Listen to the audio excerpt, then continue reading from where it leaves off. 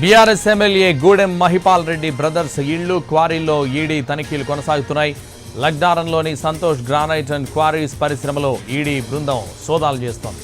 Gudem Madhusudan Reddy Santosh granite పరిశ్రమకు యజమానిగా ఉన్నారు. భూగర్భ గనుల శాఖకు భారీ మొత్తంలో సీనరేజ్ని ఎగవేసినట్లు ఆరోపణలున్నాయి. 72.87 లక్షల మెట్రిక్ టన్నుల మెటల్ తవ్వేసి కేవలం 8.48 లక్షల మెట్రిక్ టన్నులకే సీనరేజ్ చెల్లించినట్లు ఆరోపణలున్నాయి. సీనరేజ్ పెనాల్టీ కలిపి గతంలో మధుసూదన్ రెడ్డికి 341 కోట్ల రూపాయలు చెల్లించాలని మైనింగ్ అధికారులు నోటీసులు ఇచ్చారు.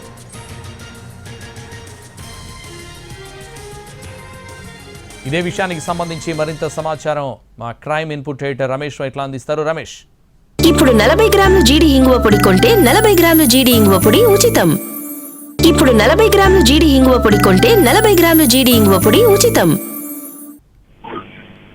పటాన్చెరువు ఎమ్మెల్యే గూడెం మహిపాల్ రెడ్డి ఇంట్లో నిన్న ఈడీ అధికారులు సోదాలు నిర్వహించడం జరిగింది. దీనికి సంబంధించి అధికారిక ప్రకటన చేశారు. అయితే పెద్ద మొత్తంలో మైనింగ్ పేరుతోటి పెద్ద ఎత్తున అక్రమాలకు పాల్పడ్డారు. అంతేకాకుండా పెద్ద ఎత్తున దాదాపుగా 300 కోట్ల రూపాయల వరకు వ్యాపారం నిర్వహించినప్పటికీ అందులో 39 కోట్ల రూపాయల వరకు ప్రభుత్వానికి నష్టం వాటిల్లే విధంగా వ్యవహరించారు. అంతేకాదు ప్రభుత్వానికి ఎక్కడ కూడా ట్యాక్స్ చెల్లించలేదు. అయితే సంపాదించిన డబ్బులు మొత్తాన్ని కూడా వివిధ బినామీ పేర్లతోటి అతను పెట్టుబడులు పెట్టారు. ముఖ్యంగా రియల్ ఎస్టేట్ కావచ్చు, కొన్ని ప్రముఖ కంపెనీలో పెట్టుబడులు పెట్టారు. అతని సోదరుడైన మహిపాల్ రెడ్డి, మధుసూదన్ రెడ్డి ఇద్దరు పేర్ల మీద పెద్ద ఎత్తున బినామీ అకౌంట్లను, బినామీ లావాదేవీలు గుర్తించాము. ఇందుకు సంబంధించి కొన్ని బ్యాంక్ అకౌంట్లు కూడా లభ్యం కావడం జరిగింది. మరికొన్ని బ్యాంకు లాకర్స్ కూడా తాము గుర్తించాము. అయితే పెద్ద మొత్తంలో మైనింగ్ పేరుతోటి అక్రమాలకు పాల్పడ్డాడు. 300 కోట్ల రూపాయల పైసలకు బిజినెస్ చేసి ఆ మేరకు అక్రమాలకు పాల్పడ్డాడు. అంతేకాకుండా మైన్ సంబంధించి ప్రభుత్వం కొంత స్థలం కేటాయిస్తే దాదాపు 4 హెక్టార్ల పైసలకు స్థలంలో అక్రమ మైనింగ్ కూడా చేశారని చెప్పి కూడా అటు ఈడీ అధికారులు గుర్తించారు. అయితే దీనికి సంబంధించి విచారణ కొనసాగుతుంది.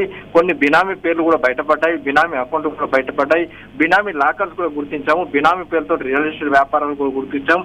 కాబట్టి వీటన్నిటి ఇంకా సమగ్ర దర్యాప్తు కొనసాగుతుంది. ప్రస్తుతానికైతే 300 కోట్ల రూపాయల సంబంధించిన వ్యవహారంలో 40 కోట్ల వరకు దాదాపుగా ప్రభుత్వానికి నష్టం వాటిల్లే విధంగా మహిపాల్ రెడ్డి వ్యవహరించాడు. ఈ నేపథ్యంలో ఈడీ సోదాలు చేశాం. ఇందులో మనీ లాండరింగ్, హవాలా చోటు చేసుకుందని చెప్పి కూడా ఈడీ అధికారులు అధికారికంగా ప్రకటించారు. Thank you Ramesh.